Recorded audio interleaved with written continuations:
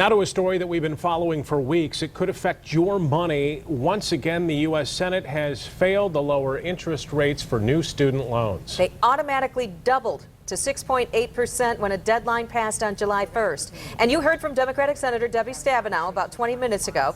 And now we're getting the other side of the debate. 24 Hour News 8's political reporter Rick Albin spoke with Republican Representative Bill Huizenga this afternoon. Congressman, the question about tuition interest payments for students has been a hot one on Capitol Hill. Senate took another run at it today, couldn't make anything happen. What's going to happen to those interest rates? Well, unfortunately, it looks like due to the Senate's inability to deal with the House and our solution that we passed almost 8 weeks ago, those interest rates are going to double, and it shouldn't happen. It doesn't need to happen. We've offered a market-based solution, and as the president had requested back a while ago in his own budget, and unfortunately, they're not willing to go along with that. Once again, Rick, the problem is the Senate is wanting to kick the can down the road. They don't want to make the tough decisions. This was last year's solution, to give us a one-year reprieve to go figure out what we're going to do to solve this issue.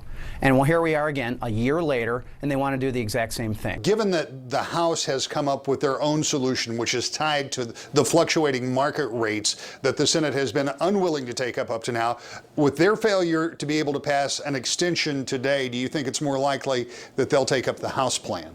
Well, they should. The sad reality is if they don't, interest rates are going to double on these kids, on these students. It shouldn't happen. It doesn't need to happen. We've got a solution in front of us here, and one that, frankly, the president had asked for originally. So we need to proceed with that. And I hope that the realities of what they're dealing with are going to come home to roost, and that they're willing to look at what the House has done. Who does this impact? And because there are a lot of people that are watching right now who have loans that may be 4 or 5 or 7 or 10 years old, but we're really dealing with new loans. Is that true? Yeah, this will be for new loans. That is not going to affect those currently having those loans. But we know that college is getting more and more expensive. That's a separate issue, but one that's vitally important to address as well. The cost of college, not just the interest rates that kids are taking on when they have these loans. We got to start talking about why and how much college costs. But this is going to be for kids going into college.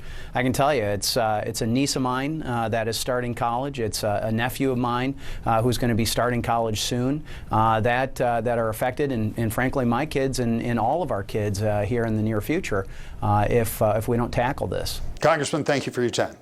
All right, thanks, Rick.